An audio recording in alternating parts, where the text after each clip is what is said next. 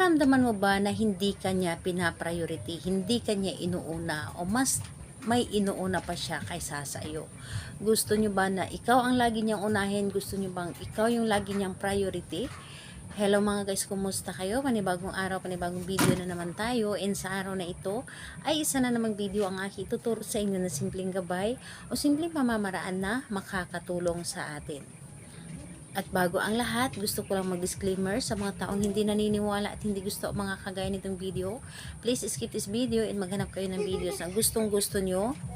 Dahil ang video na ito ay para lamang ito sa mga taong naniniwala and gusto mag-try.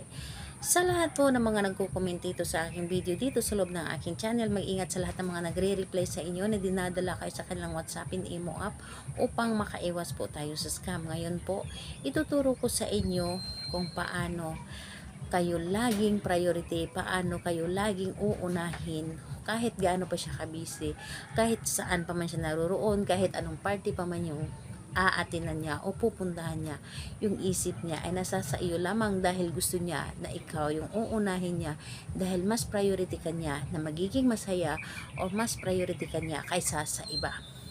So, ito ay pwedeng gawin sa parehas ang kasarian, babae ito babae, and lalaki ito lalaki. And syempre naman sa ating babae at lalaki na mag-partner. So, dito po is kailangan natin dito ng ating gagamitin. So, ang ating gagamitin lamang dito is papel lamang.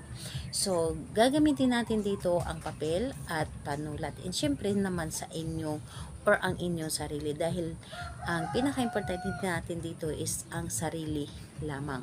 Sarili dahil kailangan natin dito na buo ang loob, buo ang tiwala sa ating paggawa ng isang ritual at paniniwala. So, i-claim natin dito na ito ay para sa atin, i-claim natin ito na ito ay makakatulong sa atin na lagi tayong priority ng ating mga partner dahil lahat naman tayo ng ating mga partner o karelasyon ay hinahangad natin na tayo ang priority kaysa sa lahat. So, ayun po. Kapag ready ka na, ay pwede mo na itong umpisahan. So, ang gagawin mo lamang dito, napakadali at napakasimple lamang dito sa isang papel. Kung nakikita ninyo dito sa isang papel, dito sa itaas is pangalan ni target. Pangalan ni target at isulat nyo lamang ito. So, ayan po, kung nakikita po ninyo. So, ayun. Isulat nyo lamang ito. Parang X lamang. Parang X. At ito ay diamond pababa. So, ito lamang ang inyong isusulat. So, itong sign lamang ito ang inyong isulat. Napakadali lamang nitong gawin. So, ayun po, kailangan na gagawin natin ito na may buo ang loob sa paggawa at paniniwala.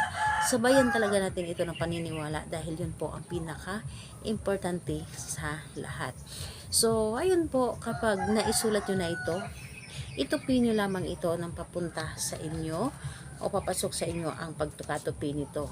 At sabihin po ninyo dito, simula ngayon, ikaw, pangalan at apelyido ng inyong target, ako ay lagi mo ng priority kahit ano man ang mangyari, saan ka man naroroon, ano man ang gagawin mo, saan ka man pupunta, ako ay lagi mong uunahin higit sa lahat. Ako lamang nasa puso mo, ako lamang nasa isip mo, ako lamang ang mamahalin mo.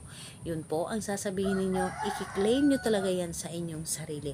And pagkatapos ito ay ilagay ninyo sa ilalim ng inyong unan.